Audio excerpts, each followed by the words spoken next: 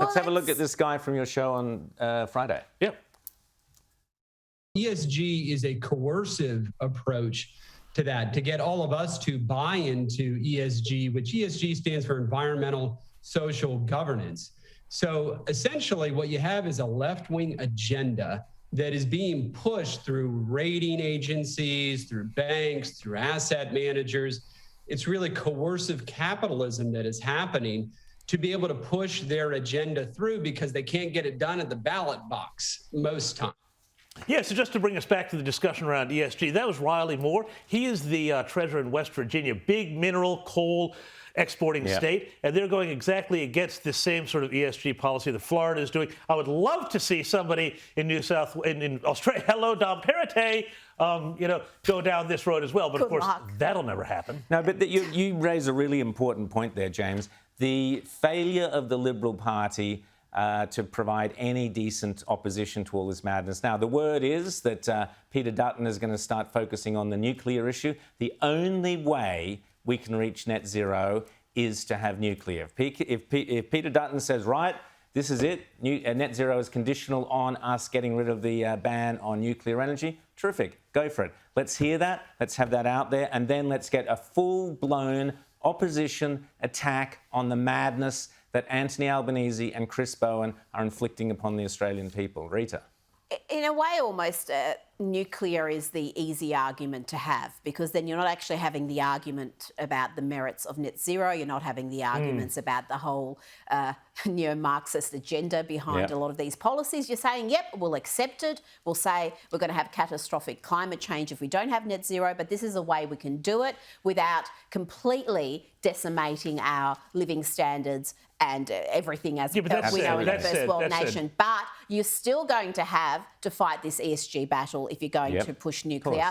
And I just do not know if our coalition, if our Conservatives in this country are equipped or have the backbone to have that fight, because they run away from fights. They do run away from every fight. Basically embrace Labor's agenda and say, we'll deliver it in a more efficient manner. This is a critical couple of weeks for Peter Dutton, because he really has to stand up as opposition leader against the madness of climate change and against the madness of The Voice, which we'll be talking to Warren Mundine about later in the show.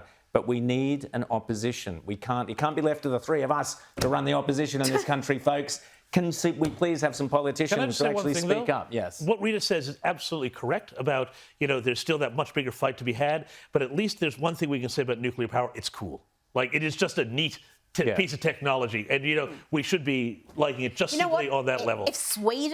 If lefty Sweden can do it, if France... The Finnish Greens. The Finnish Greens, exactly. Have said you look at the energy prices and the energy environment in France and compare that to, say, Germany, and you can see what we're doing. We're following the German model, which is, we're already seeing, is disastrous. They're doing mad U-turns trying to keep the lights on. And so I just don't understand, with the knowledge that we have from the experiences overseas, why we're just ignoring all that and pretending it's just Russia's invasion of Ukraine that's causing this energy crisis in Europe.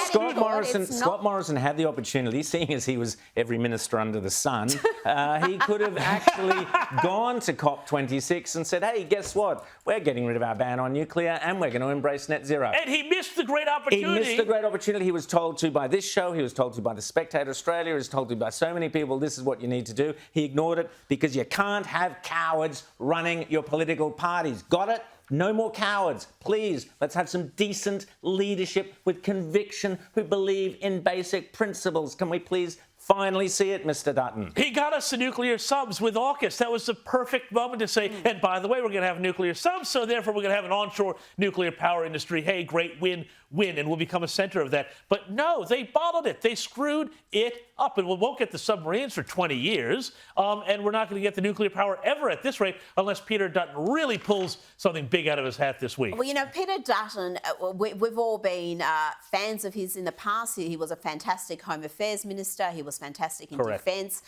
But as opposition leader, it has been disappointing, I've got to say, to see this really fractured messaging around the race-based referendum. If they can't come out strongly against that, then there's something terribly wrong. Absolutely.